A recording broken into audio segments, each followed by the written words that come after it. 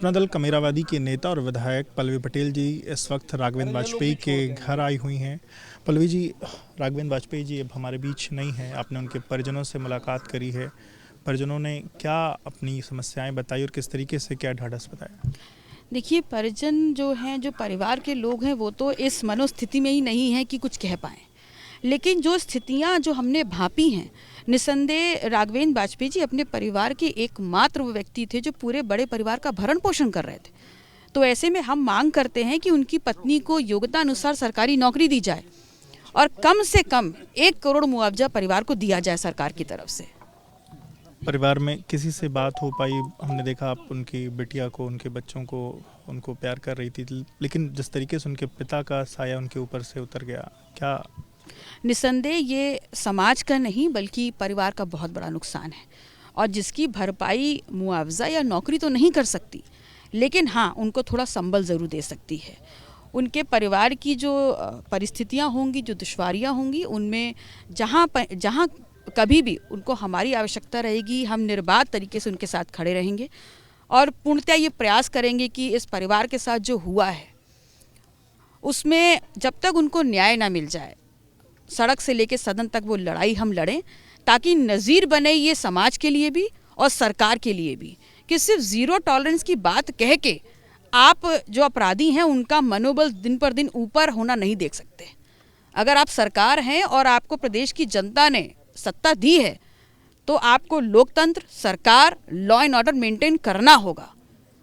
सरकार को लेकर के, लॉ एंड ऑर्डर को लेकर के लगातार सरकार यही बात कहती है कि लॉ एंड ऑर्डर सबसे बेहतर है, पर दिन दहाड़े इस तरीके से किसी की हत्या हो जाना, वो भी पत्रकार की हत्या, कहाँ मतलब लगता है कि अपराधियों के हौसले बुलंद हैं या क्या? प्रदेश की सरकार और प्रशासन लगातार ज़ीरो टॉलरेंस की बात कर रहा है। इसी अहंकार में वो डूबे हुए हैं और सांप्रदायिक जो मुद्दे हैं उनको उफान पिलाने का प्रयास कर रहे हैं और उनकी इस कमज़ोरी का जो एक असर है वो लेते हुए जो अपराधी हैं उनका मनोबल इतना बढ़ा हुआ है कि लॉ एंड ऑर्डर को उन्होंने शून्य घोषित कर दिया है प्रदेश में।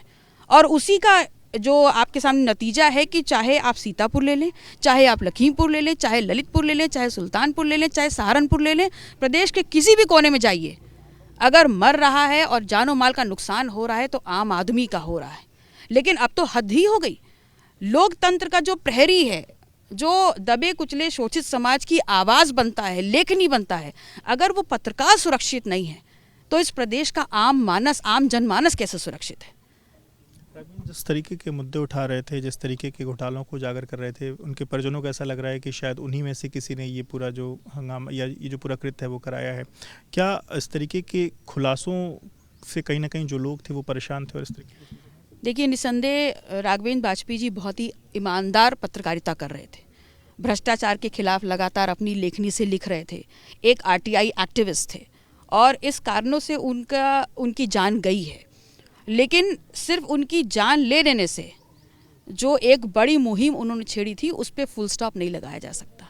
यहाँ पर जो अपराधी हैं उनको जवाब तो देना ही होगा और मैं आपके माध्यम से प्रशासन से भी कह रही हूँ कि जितनी तत्परता पुलिस चाहे किसी भी जनपद में हो, जितनी तत्परता किसी बड़े हादसे के पीछे पुलिस जो लीपापोती करने में लगाती है ना, अगर उतनी तत्परता ये अपनी ड्यूटी और लॉ एंड ऑर्डर को वाकई ज़मीनी तौर पर मेंटेन करने में लगा दें तो इस प्रकार की घटनाएं नहीं होंगी।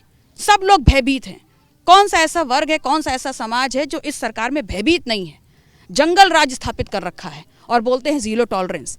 तो अगर आप ज़ीरो टॉलरेंस बता करके आम जनमानस को सूली पर चढ़ाते जाएंगे तो जनता आपसे न्याय मांगने के लिए सड़कों पे उतरेगी। प्रदेश के मुखिया से भी आप कोई अपील या अपना संदेश कोई देना चाहेंगे जो आपने यहाँ देखा समझा? देखिए, मैंने जो देखा समझा है और विगत दिनों में हुई हर जनपद में जो घटनाएं हुई हैं उससे प्रदेश की जनता बहुत आहत है, हर वर्ग बहुत आहत है और हम सिर्फ इतनी ही मांग करते हैं कि आप लॉ एंड ऑर्डर जिसकी बात कह रहे हैं उसको स्थापित करिए, इस परिवार को न्याय दीजिए और अगर परिवार को न्याय नहीं मिला तो सड़क से सदन तक लड़ाई हम लड़ेंगे परिवार के साथ। बहुत शुक्रिया बात करने के लिए।